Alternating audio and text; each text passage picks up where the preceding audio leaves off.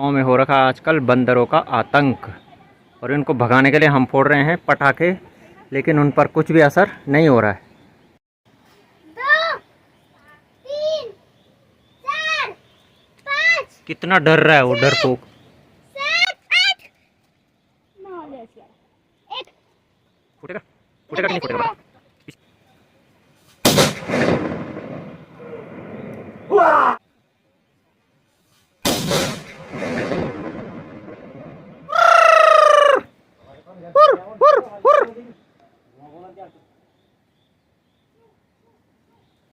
नमस्कार दोस्तों, देवभूमि उत्तराखंड से मैं अपने इस ब्लॉग में आप सभी का हार्दिक स्वागत और अभिनंदन करता हूं। और पहाड़ों में हो रखा है मौसम खुशनुमा, क्योंकि लगातार बारिश हो रही है 2-3 दिन से। और आज मैंने और शिवी ने प्लान बनाया है कुछ स्पेशल देखने का। तो शिवी, हम कहाँ जा रहे हैं? पंदेरे में। पंदेरे में। तो सबको नमस्कार तो बोल दो। आप लोग तो हाय करोगे। तो मैं और शिवी निकल रहे हैं इस समय घर से अपने गांव के पनघट की ओर, क्योंकि बारिश के कारण वहाँ ज़बरदस्त पानी का जलस्तर बढ़ रखा है। तो हम उसको देख करके आएंगे। और वहाँ पर हमारा एक मिर्च का खेत भी है और उसमें भी जो है पानी जा रहा है। उसके बचाव के लिए तो हम फ़िलहाल कुछ नहीं कर सकते हैं, क्योंकि बारिश बहुत तेज़ हो रही है। लेकिन हम फिर भी जा रहे हैं वहाँ इंस्पेक्शन करने के लिए कि क्या हालात हैं वहाँ। तो चलिए हमारे साथ आप भी। क्या माँ वक्का खून घासल शिव्याणु पैथर बैठे। चलो, तो मम्मी और भाभी जा रहे हैं घास के लिए और हम दोनों जा रहे हैं अपने गांव के पनघट पे।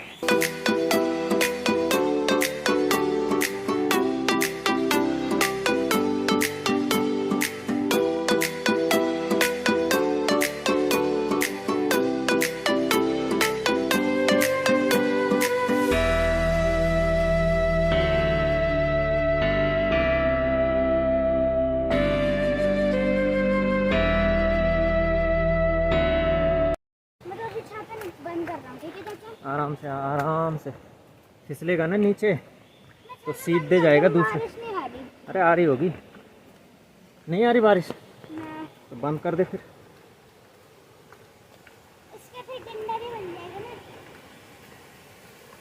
तो दोस्तों, यहाँ बारिश ने मचा दिया है घमासान, क्योंकि जो हमारे खेत हैं उनमें भी पूरी तरह से पानी भर चुका है।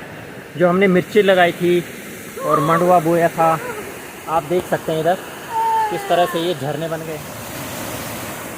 तो दोस्तों ये देखिए, जिस पनघट में हमेशा बहुत कम पानी रहता है, यहाँ पूरे झरने बन गए हैं। तो इन झरनों को देख करके आप सोच सकते हैं कि ये केवल एक बारिश का नतीजा है उत्तराखंड के इस पर्वतीय अंचल में। और ऐसी ही अगर लगातार बरसात लगी रही तो फिर क्या दशा होगी यहाँ, आप अच्छी तरह से समझ सकते हैं इसको।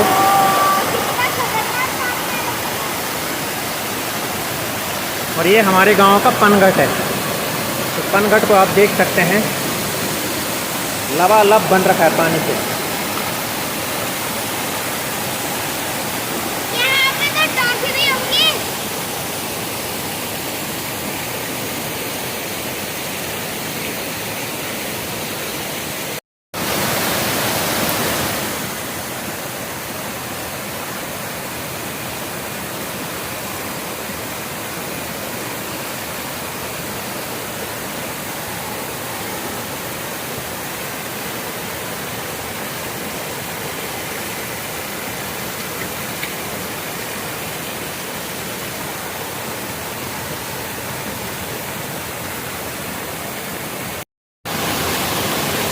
ये जो आप ऊपर से खेत देख रहे हैं, इन खेतों में पहले मक्का के खेत हैं, हमारे खेत हैं वहाँ। और उसके बाद जो नीचे के खेत हैं उनमें मंडुआ बो रखा है। और ये जो आप फसल देख रहे हैं खेत में मंडुए की, और काफ़ी बड़ा हो चुका है मंडुआ। और ऊपर से पानी के झरने देखिए, लबालब बन रखे हैं खेत।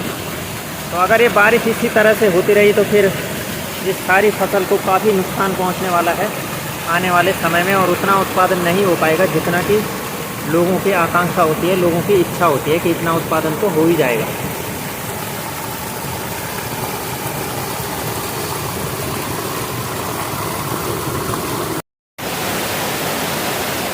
तो दोस्तों इस दृश्य को देखिए आप, ये है हमारे गांव का पनघट। और पानी का ज़बरदस्त बहाव हो रखा है। ये देखिए कितना पानी है, ज़बरदस्त पानी। एक तरफ हम प्रकृति की खूबसूरती को देख सकते हैं और दूसरी तरफ यदि यही रूप प्रकृति का भयानक बन गया तो कई प्रकार की दैवीय आपदाएं भी यही प्रकृति हमारे लिए लाती है।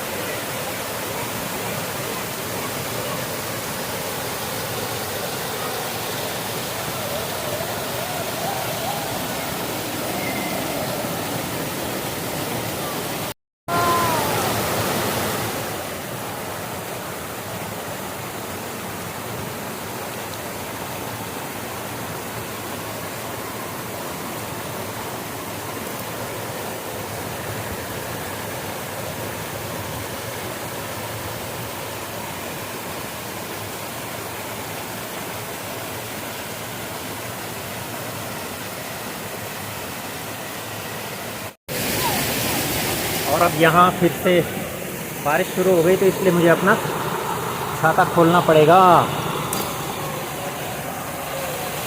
छोटे छातों से यहाँ बिल्कुल भी काम नहीं हो रहा है क्योंकि उनके अंदर बारिश आ जा रही है।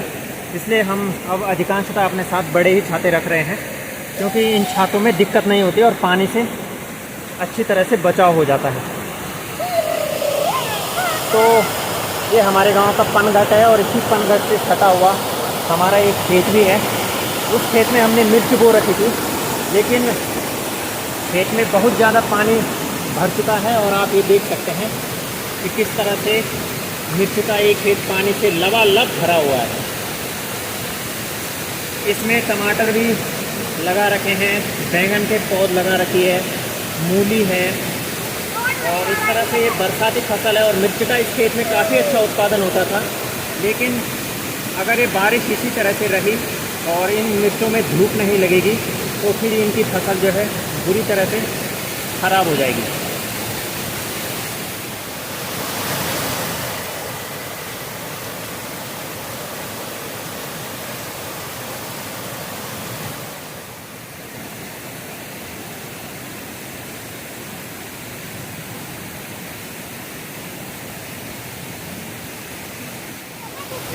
चलो चलो आराम से चलो, नहीं फिसलोगे यार, क्यों फिसलोगे? चलो फटाफट चलो।